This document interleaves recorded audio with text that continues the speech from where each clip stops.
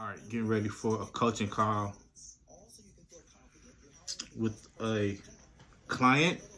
She has a pressure washing company having some challenges. Last month, well, this month, no work. No work at all for the whole month of October. So we're going to talk about it. We're going to see what happened. And I got a couple ideas already that I want to recommend to her. So we can start November off with some work for her. So we'll see how that go. Yeah. Well, glad you made it. Yeah, I'm glad I made it too. I'm the one who needed it, not you. I know. So, but but look, when we were talking last week, the other day, you said that you didn't have any jobs last month, right? You break it up. You said you didn't have no jobs last month, right? What you think happened? Okay, so first of all, I was trying to help my daughter to get back on track. As one. Secondly, I was helping a lady at the hospital. Right? Yeah. So I didn't set anything in place. Was you turning work down or anything, or you just what? I didn't turn any work down. I just didn't get because normally I would be the one going out here. Although I kept going to the networking, but I usually knock on doors and whatever, but I didn't do any of that. Right. So I was wondering. I didn't do none of that. What'd you say? You said you didn't do none of that, right? I didn't do any of the yeah. But I was wondering though, Val, how often do you like recommend the pressure washing cleaning to the residential customers? I said, how often do you recommend pressure washing to your residential customers? Oh, so it's once a year. Okay, so everybody that you lately it's not once a year, it's twice a year. So everybody that you did last year, have you reached out to them for their I reached out to a lot of them. How'd that work out? The only ones that would need cleaning, and I reached out to them and they cannot yet, are those who have a lot of trees on certain sides of their home. You understand? A lot of trees. It's dark areas. Yeah. Can you hear me? Dark areas. We got a delay, but I really didn't hear what you said. It's okay. Go ahead. I was saying the people who I reached out to, most of them said, Val, my house is still clean. Even my driveway is still clean. But those that I would have be able to do, and they told me they're not ready yet, is those who have trees in the back of their yard or on the side of their house. Yeah. So about how many people do you think you reached out to, as far as from your old customer? So I reached out to about 25 because I was counting. I realized because I said, let me look at the dates that I have those people and just follow up with them. So, well, we cannot do anything right now because the house is still clean. Like I spoke to one today. She said, till spring because the place is still clean. Yeah. Do you think that response, I mean, is that an accurate response? Do you think their houses are still clean or is it a way? Yeah. Yeah, because I could pass there and see it. Yeah. It's clean. So it's a visual thing. So what about the other stuff you be talking about, like the little hidden stuff that we don't see that pressure washing takes care of? Is it a way to sell to them? You know, it might look clean, but that's the thing. If so, some of these people, they don't live far from me. When I pass by, I could actually see what I look for. Right? Yeah. I look for the gutters, under the gutters. You know, that little trimming under the gutters. Yeah. I look for those things. And once you see it's dark in color, it's eventually the sidings are going to change color too. Yeah. And so if I see that, I say, hey, you know what? I know you said your house is still clean, but based on what I'm seeing, the gutters are getting dark. things like that. And what we don't want to leave it, let it get worse, and then the HOA come after you. Right. How do they respond to that? Well, some of them will say, yeah, we understand, but we're looking at it, it's really not dirty. So it's not, I don't want to pressure them. I just want to get new customers. Just keep going. You want, yeah. But still, somehow, the customers that you got to figure out how to get that repeat business, whether it's 2 years or, so you saying right now, it's looking more like every 2 years for residential? So, yeah, and what I was not doing, I wasn't looking at the fences. So now that I bought my paint gun, I'm going to start looking into maybe pressure washing their fences at a reasonable price and staining it if they want it stained or paint. Yeah. That would kind of even look better, and the environment would look better. Yeah. They would buy their paint, and I could just pay me for the labor and my equipment. Yeah. Why wouldn't you buy the paint too? Well, you mean with my money? No, you would do. This is what I'm going to do. I'm going to make an account with Sharon Williams to get discounts. That's where I was going with it, because you should be getting those supplies at a wholesale price. Yeah, that's what I'm going to do. So, is there a way to? Do you think it's a price thing too, to why they might be like, well, I don't want to spend that money again? It's not the price thing. It's the economy. It's the economy thing. Yeah. It's the economy thing. So that's why I'm trying to add certain things, try to see what I can do to, get new customers. Right. Just leave those and just keep. You can't just leave those. Trust me, and you can't even if it's a 2-year thing, every 2 years or every year, you just can't leave them, because it's easier to get money out of your current customers than it is to get a new customer. So I'm just keeping in mind, like, okay, it got to be a way for you to, whether it's, like I say, every 2 years, every year, still get some type of recurring money. So even if it's not a full pressure wash, if it's like a light maintenance type of offer to where it costs a fraction of what a full pressure wash would cost, I think it's a way to keep some recurring, or start some recurring money. So say, for instance, one of the customers you called, if you charged them $300 last year, and if it was a way that you could offer them something to where, well, it's a maintenance cleaning, it's only $99, you know what I'm saying? Or something that just makes so much sense financially, that you're selling, that they're getting, Exactly. It's a different approach. It's like a maintenance. So, every 2 years you're going to get your full pressure wash, but every year you at least need this maintenance. And you can say, I use a certain type of chemical to do this for the maintenance part or whatever, and it's a fraction of the cost. You saying it's an economy thing or it's a price thing? It's just a way to kind of psychologically, show the importance of, yeah, it might look clean, but we need to get this and it's a fraction of the cost. I just think it's a way. If that's not it, that's along the lines of figuring out a way to get these people that you serviced last year to be able to, get them to spend some money. Because with you there should be no months that nobody is calling you, because you've already got a few years worth of clients, right?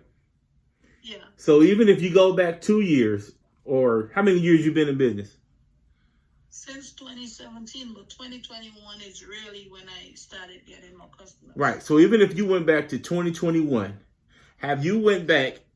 So right now you just called 25 customers last month. I need you to dig back, right, to customers that you serviced 2-3 years ago or whatever. I'm gonna do that. I'm gonna look on my thing, my CRM. Yeah, and it's worth doing. Either you gonna offer them the full pressure wash, or you gonna do, like, figure out some type of maintenance pressure wash, especially for these people that you serviced years ago. You know what I'm saying? And one thing that I used to do in my business, if I wanted some quick money, I would always run like a flash sale, something that lasted for the week, or something that lasted for like 3 days or 4 days. somebody always gonna bite. So that's for a day that where you don't have like a month. You get towards the end of the month, and you like, man, I ain't made no money. I got to do something. I would run a quick flash sale. But I think more importantly, if you dig back a few years back to them customers and come and get a pitch for them, you shouldn't have no month to where nobody's reaching out or there's nothing that you can do to make a dollar other than trying to chase the sale, trying to find somebody new. That's a whole nother category. That's a whole nother conversation for real. The sales side. I'm just trying to make sure you locked into what you already got. Sure. So going into November, first thing I would do, I would dig back to 2-3 years, them clients back then, and I might put together a flash sale for them or just offer them, hey, it's been 3 years. You know what I'm saying? Or if I really want to speed it up, I will reach back to them and say, hey, I got a flash sale. I thought of you, this, that, and the other. It's been this, that, and long. You know, some might have gotten the pressure wash by then, but I'm probably sure a bunch of them haven't. You know, so I think you just got opportunity there. You know what I'm saying? I appreciate that, definitely. So I guess I'll work on that for the first week. portion. Yeah, I'm saying, and right now we're about to go into November, and you got to take it a week at a time. Take it a week at a time, but yeah, but you got to have that plan for every week, though. You know what I'm saying? So you got to have that plan. So I would say for the first week, I'm digging back to 2022, 2023, or whatever. I'm putting together that campaign. You know, whatever you want to offer them. Mm-hmm. Where you make the most money at, with the commercial or the residential? Well, I don't have much commercial, but it was residential because I only have Jason's Deli as the commercial, as well as Wayne Friend, who has an event hall. That's it. Okay, I mean, so you haven't really tapped all the way into the commercial, huh? So you don't really know. That's what I'm working on, because right now I'm actually working on universal joints. You familiar with that in Lawrenceville? Yeah. Yeah, so the manager and I are friends, so I gave them a quote, and she's part of one of my Lawrenceville Business Alliance now. So it's like, they just I'm just waiting for the green lights to move forward. Do you know who your competitors are in Lawrenceville? Oh, the truck companies? Yes. Yeah. They're my friend, most of them. Are they your friends? I mean, they're your friends. Are they any that's like really large companies? Yeah. Southeast is really large. I tried to partner with him, and he said, well, I got a lot of workers, so that's why. But if I get something real big, like a school or so, I could tap you into. So I said to myself, okay, if I can't get the big guys, at least I can get those who just need a partner. Because I don't want to work for somebody like a W-2. Yeah, of course not. You're not set up like that. But in a scenario like that, like what makes him like the big dog? Do you know? They've been there a long time, and what they said is how they get their contracts, through big people, like schools and stuff. Perry has gotten a couple of schools, and he told me. So do they do any residential? Yeah, they do. They have their people, so they have many trucks. They do residential and commercial?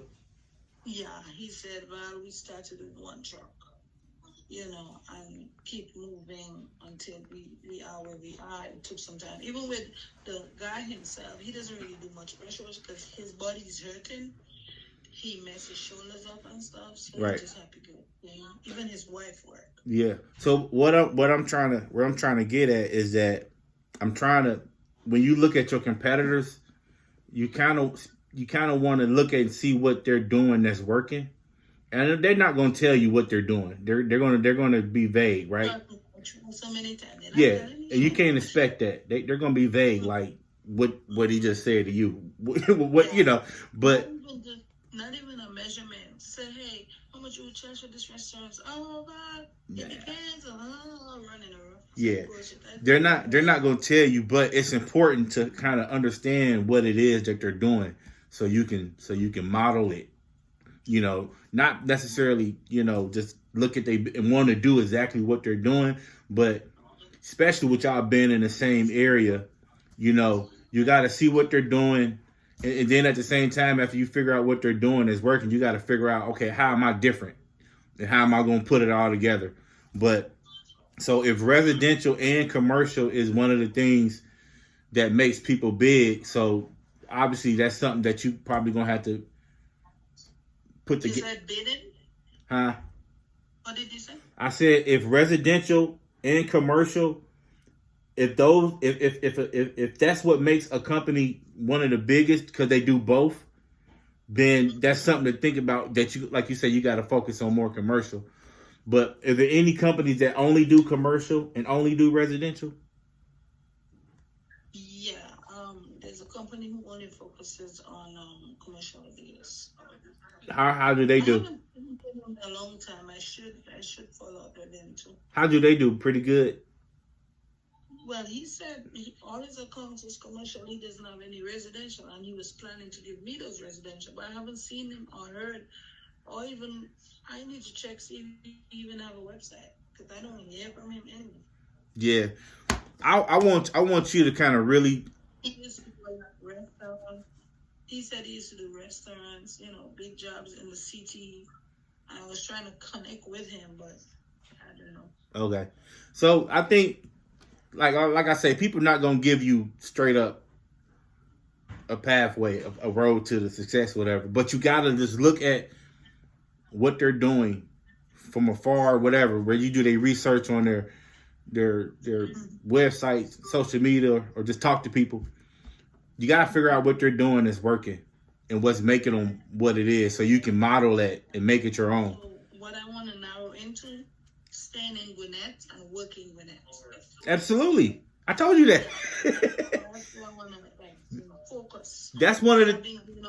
Yeah, no, that's one of the things. Like when I had my franchise, when you become like that go-to person locally, you can do it. Once you get to a certain point, you can go to another area and you'll have the process already in hand to do it. So you start in Lawrenceville, then you go to Stone Mountain, then you go to Norcross or whatever. You just go you go one by one. So you've already come along. We just got to put it all together. Yeah. We just put it all together. You know what I'm saying? So, but you got to do these analysis on these other companies. You got to know them other companies inside and out. I have a template for you to do that with. You've already came a long way. Doing it. I think you're building a pipeline so big you don't even realize how big that pipeline is that you're building. I'm telling. But in a nutshell, what I want you to take away from right here is go back, do that CRM thing. Okay? Yes. And then moving forward, I want you to do a deep analysis on your competitors. Okay. All right. See what it is that they do make them successful. Yes. Make it my own. Yes. But going into November, I want you to have a game plan on how you're going on making some easy money with your customers you already got. Definitely. All right. But yeah.